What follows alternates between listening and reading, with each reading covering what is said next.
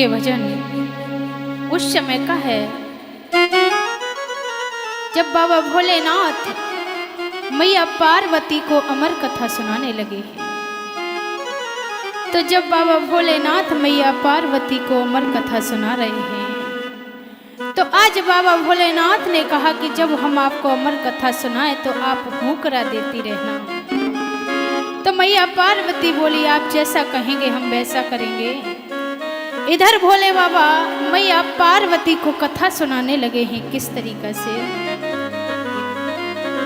कि आसन पे महादेव जी बैठे आसन मार, और अमर कथा जब लगे सुनाने गोरा को त्रिपुरारी उमा के पड़ गए सोता, हुक्रा दे रो तोता, उमा के पड़ गए सोता, हुक्रा दे रो तोता।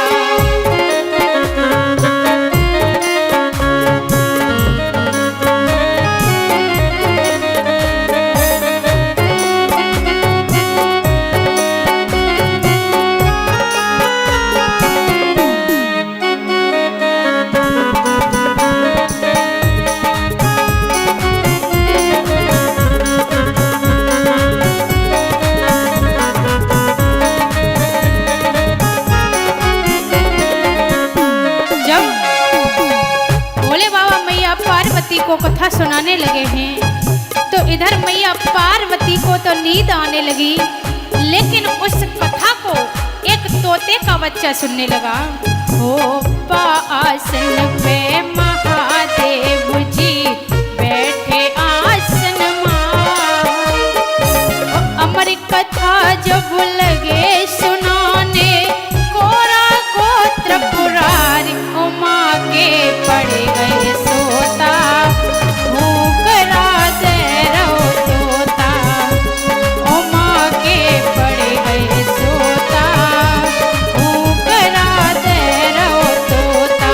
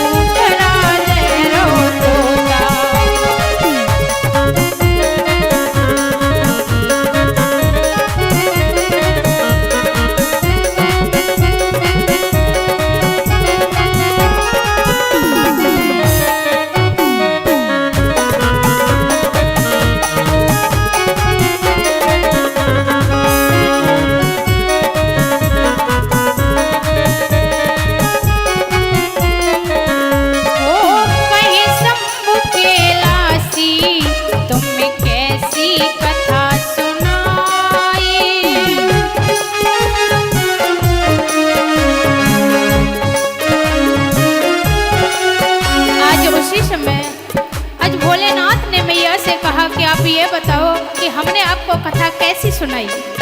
हो कहीं शंभु के लासी तुम्हें कैसी कथा सुनाई।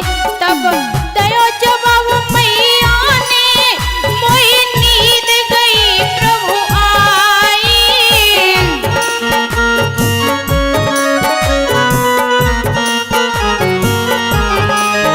तब दयो जवाब मैया ने मोई नींद गई प्रभु आई। चक्कर में आज पड़ गए भोला, चक्कर में आज पड़ गए भोला, मन में करे विचारे उमा के पड़ गए सोता। ऊपरा दे रहो तोता, उमा के पड़ गए सोता। ऊपरा दे रहो तोता।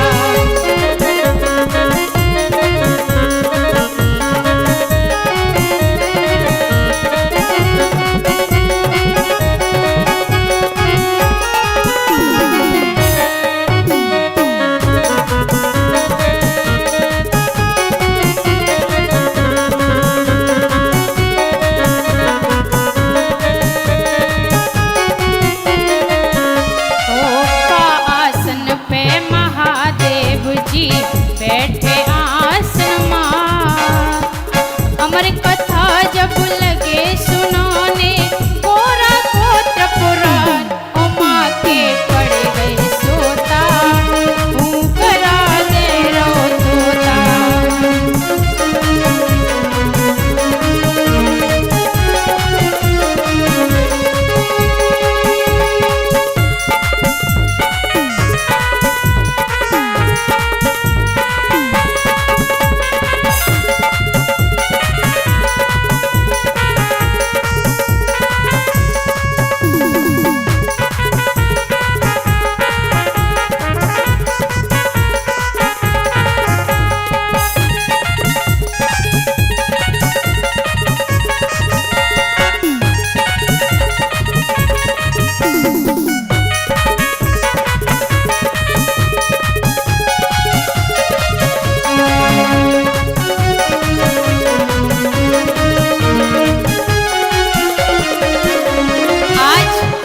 जैसे ही भोले बाबा ने पूछा कि हमारी कथा आपको कैसी लगी, तो आज मैया पार्वती कहने लगी कि भोले बाबा हमने तो आपकी कथा सुनी नहीं, क्योंकि हमें नींद आ गई और हम सो गए।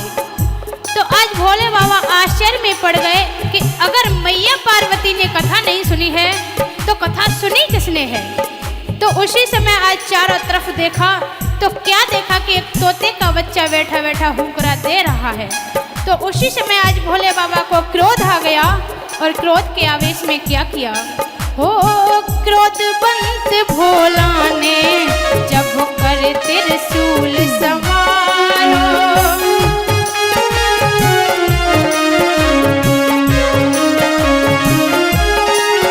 हो क्रोधवंत भोला ने जब कर त्रिशूल संवारो। पीछे पड़ गए बाके तोता को मिलो न सहारो।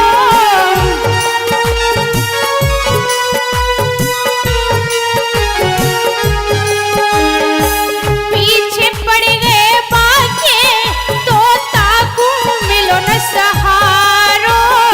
उड़ते उड़ते तोता जाके, उड़ते उड़ते तोता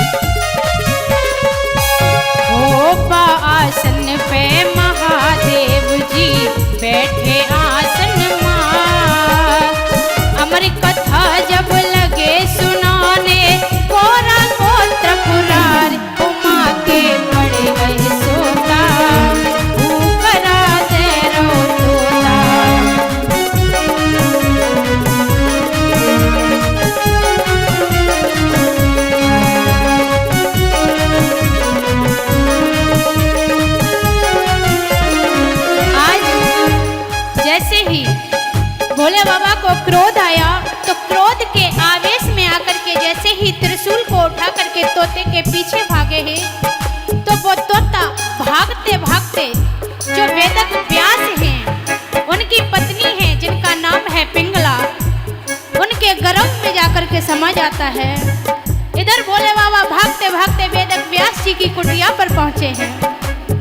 तो उसी समय आज भोले बाबा ने कहा कि आपके यहाँ पर एक चोर आया है जो मेरी अमर कथा की चोरी करके भाग आया है। उसी समय आज वेदक व्यास ने कहा कि तो अब आप उसका कर क्या सकते हैं जब उसने अमर कथा सुन ली। तो इस भजन का आशय है कि ये अमर कथा क्या है। ये अमर कथा श्रीमद् भागवत पुराण है, जिसे सुनकर के सभी भक्त अमर होते हैं। और ये जो तोता है वो श्री सुखदेव जी हैं, जिन्होंने राजा परीक्षित को कथा सुनाई है। तो इस तरीका से सुखदेव का जन्म हुआ और ये अमर कथा किस तरीका से धरती पर आई, इस बारे में इस भजन में दिया गया है। आइए। होगा आसन पे महादेव